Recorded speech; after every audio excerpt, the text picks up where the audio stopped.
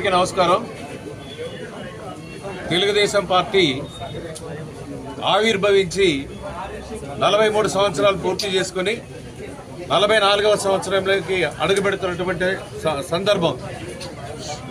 ఈరోజు రాష్ట్ర వ్యాప్తంగా ఘనంగా ఈరోజు ఆవిర్భావ దినోత్సవాన్ని అన్ని ప్రాంతాల్లో కూడా జరుపుకోవడం జరుగుతూ ఉంది. చాలా సంతోషం. మనందరూ కూడా తెలుసు, ఆ రోజు నందమూరి తారక రామారావు గారు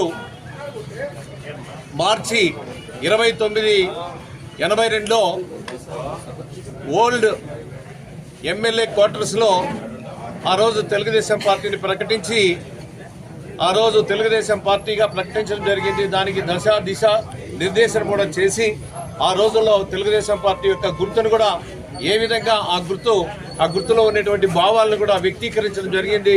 తద్వారా తెలుగుదేశం పార్టీ ఆవిర్భావం తర్వాత 9 నెలల కాలంలోనే తెలుగుదేశం పార్టీ అధికారంలోకి రావడం, ఆ రోజుల్లోనే దేశంలోనే వినూత్నమైనటువంటి సంక్షేమ పథకాలని, అభివృద్ధి కార్యక్రమాలని ప్రకటించడం జరిగింది. ముఖ్యంగా ఆ రోజు చూసినట్లయితే పేదవారికి ఇళ్లు నిర్మించే కార్యక్రమం అయితేనేమి, అదేవిధంగా ₹2 కిలో బియ్యం ఇవ్వడం అయితేనేమి, అదేవిధంగా చీరా దోవతి ఇచ్చేటువంటి కార్యక్రమాల్ని, పెన్షన్ కార్యక్రమాలను కూడా ప్రకటించడం జరిగింది. ఒక చారిత్రాత్మకమైనటువంటి నిర్ణయాన్ని ఆ రోజు తీసుకొని తద్వారా 9 నెలల్లోనే తెలుగుదేశం పార్టీ అధికారంలోకి వచ్చి ప్రజల యొక్క మన్ననలను పొందినటువంటి పార్టీ తెలుగుదేశం పార్టీ.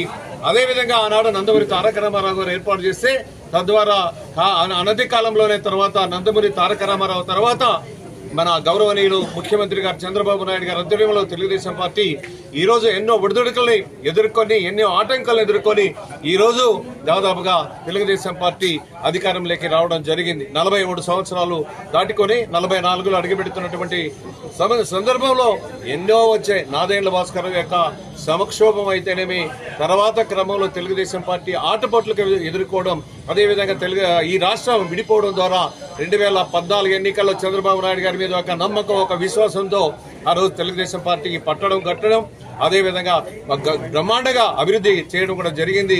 అదేవిధంగా ఆ క్రమంలోనే తెలుగుదేశం పార్టీ 2019 ఎన్నికల్లో జగన్మోహన్ రెడ్డి ఆధ్వర్యంలో అధికారంలోకి రావడం, ఆ పార్టీ మనం చూసినట్లయితే 2019 నుండి 2024 లోపల ఎన్నో అవకతవకలైతేనేమి ఈ రాష్ట్రాన్ని అతాకుతలం చేసినటువంటి వ్యక్తి జగన్మోహన్ రెడ్డి.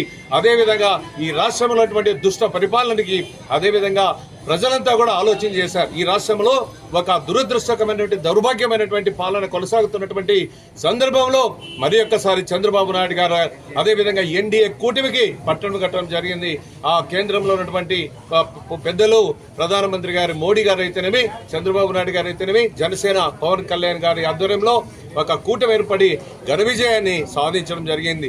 అదేవిధంగా ఈరోజు 11 సీట్లతోనే సరిపెట్టుకోవడం జరిగింది. జగన్మోహన్ రెడ్డి యొక్క పాలన ఏ విధంగా ఉందో, దౌర్భాగ్యం అనేటువంటి పాలనకి చరమగీతం పాడి ఈరోజు ఒక మంచి పరిపాలన, మంచి ప్రభుత్వాన్ని చంద్రబాబు నాయుడు గారు ఏర్పాటు చేయడం, అదేవిధంగా ఈరోజు చూసినట్లయితే ఎన్నో ఇబ్బందులు ఉన్నాయి. ఈ రాష్ట్రాన్ని దివాలా తీయించినటువంటి తరుణంలో చంద్రబాబు నాయుడు గారు మరి ఒక్కసారి ఈ రాష్ట్రాన్ని బాగు చేయాలన్నటువంటి ఒక సంకల్పంతో, మంచి ఆలోచనతో ముందుకెళ్తున్నటువంటి సందర్భంలో ప్రజలంతా కూడా ఆలోచన చేయవలసినటువంటి అవసరం ఉంది.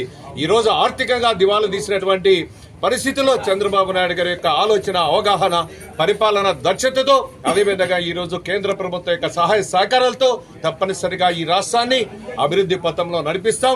అదేవిధంగా ఆ రోజు చూసినట్లయితే నందమూరి తారక రామారావు గారు అయితేనేమి, చంద్రబాబు నాయుడు గారు అయితేనేమి, స్థానిక సమస్యల్లో కూడా బీసీలకి రిజర్వేషన్లు కల్పించడం అయితేనేమి, అదేవిధంగా పాలనలో భాగస్వామ్యం కూడా, అదేవిధంగా అట్టడుగు స్థాయిలో ఉన్నటువంటి వ్యక్తులకి బీసీలు అయితేనేమి, అన్ని కులాలు, అన్ని వర్గాలకు కూడా పాలనలో భాగస్వామ్యం చేసి ఈ ప్రభుత్వాన్ని ముందుకు తీసుకెళ్లడం జరుగుతూ ఉంది.